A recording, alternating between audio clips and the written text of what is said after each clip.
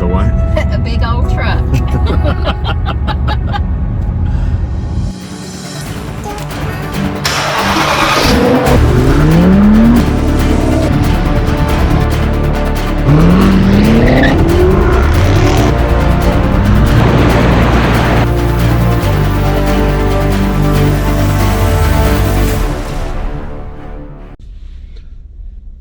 All right, first impressions of the 2020 Audi A6. Just a little background. I dropped my new to me R8V10 RWS at the dealer for a check engine light that had started coming on a couple days ago, and of course as soon as I got to the dealer it stopped coming on, because that's the way my luck runs. So they gave me this A6 to drive, and so I always like to take an opportunity to take advantage of a car review whenever it presents itself. So again, this is the 2020 Audi A6. Let's go ahead and get some numbers and specs out of the way. This is a 2020 Audi A6 45 TFSI Quattro. It comes with a 7-speed S-tronic transmission. This 248 horsepower all-wheel drive powertrain will move the car from 0 to 60 in 6.1 seconds.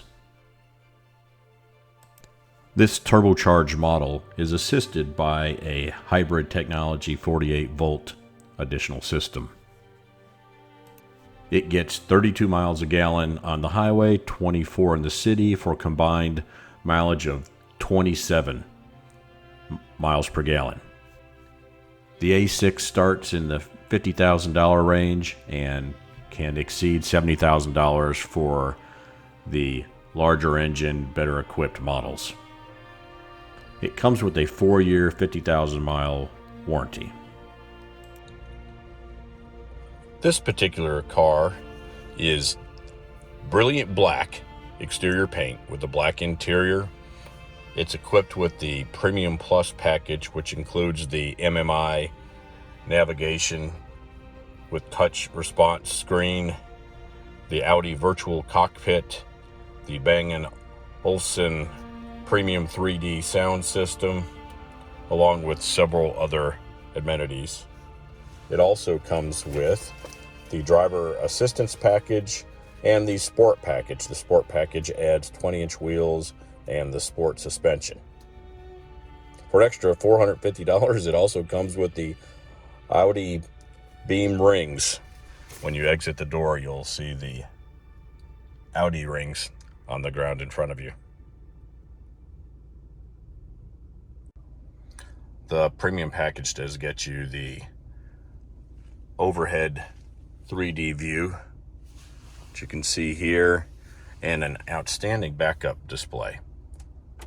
Note with the backup camera is I've got an R8 right now that has the same backup camera, and when I back up straight according to the lines, the car's always a little crooked.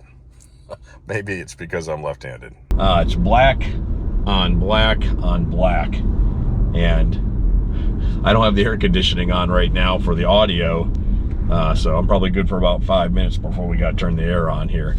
But the car is it's beautiful inside. It's very aesthetically clean. It's almost entirely leather in here. There's only one plastic piece I've found, and it's directly below the steering wheel. But other than that, it's completely clad in leather and beautiful wood surfaces and this kind of brushed aluminum look. So yeah, a really good looking car. It's got because it's a 2020, it has all the new technology that came in 2018, which includes the LED screen through the steering wheel, a 10-inch LED screen on top. That's your navigation and communication information, and then down below it is another LED screen that has all your climate control, vehicle control system type thing. The Audi MMI system works seamlessly with Apple CarPlay and Android Auto, and it connects by Bluetooth. I'm using the phone right now, and there's no wires here. This is all done by Bluetooth. That is so nice compared to having to deal with your lightning cord all of the time. And it just automatically connects when you get into the car. So that's really nice also.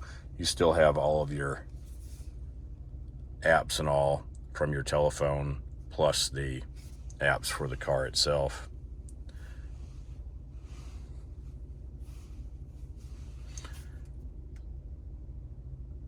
Couple that with a phone charger inside the armrest, and it really gives you a hands-free environment while using all the functions of your phone.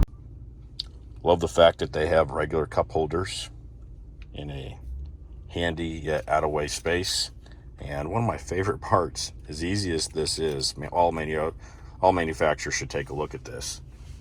It has a place to put your Audi key for your keyless entry system. When you step into your Audi, the seat will be back, the steering wheel will lift, all that to make a easier entry. Put your foot on the brake, and you may not be able to tell right now, but these are all both big screens in addition to the screen over the steering wheel. Push the start button, and the car comes to life.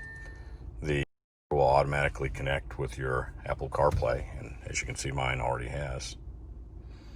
And it's ready to go. Something interesting about this is right now I can hear the engine running, but the car will eventually slide into the hybrid mode where the engine's not running. And twice in the last 24 hours, we've gone to get out of the car and realized that the car was still running in the hybrid mode because it's so quiet. So how does it ride?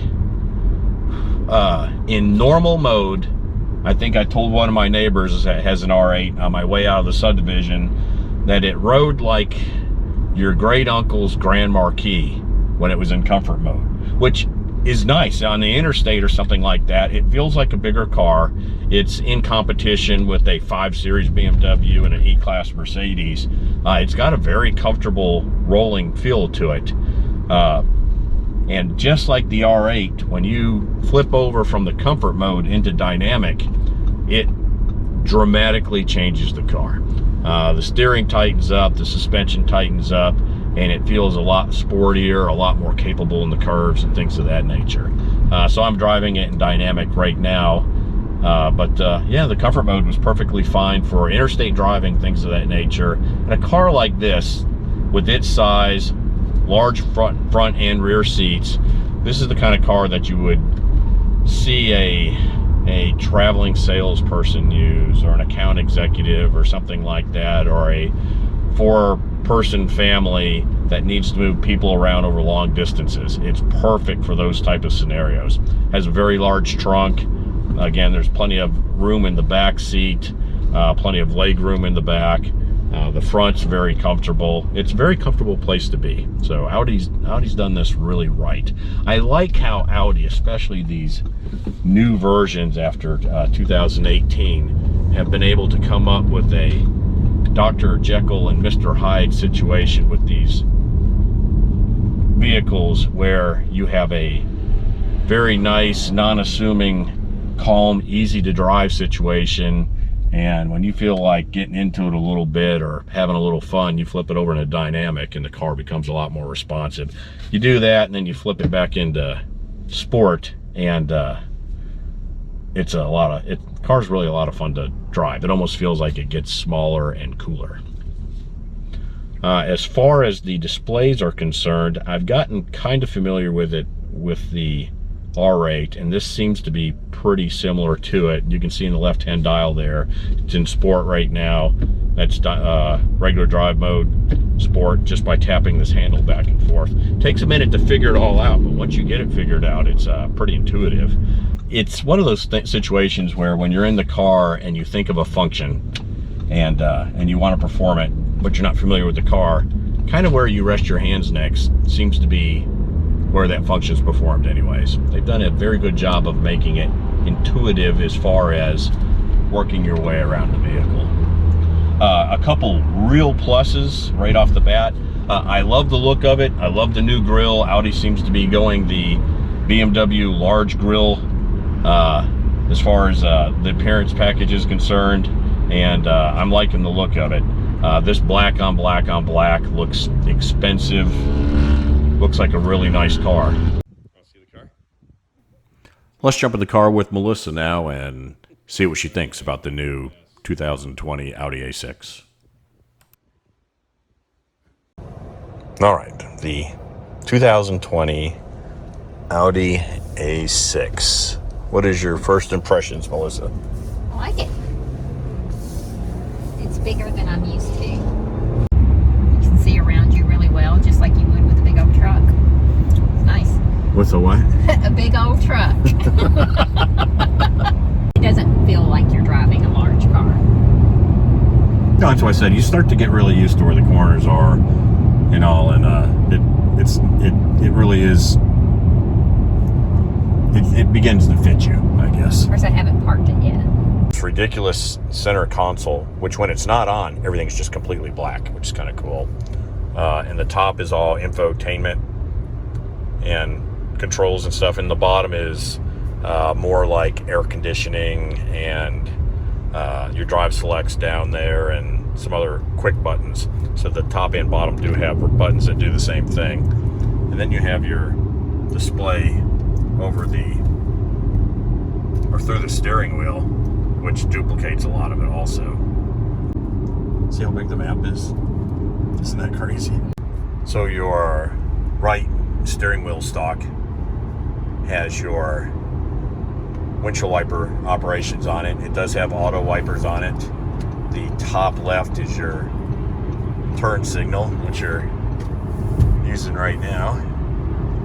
And then the bottom one is your cruise control, and it's got a little lever on it where you can adjust the distance between you and the next vehicle.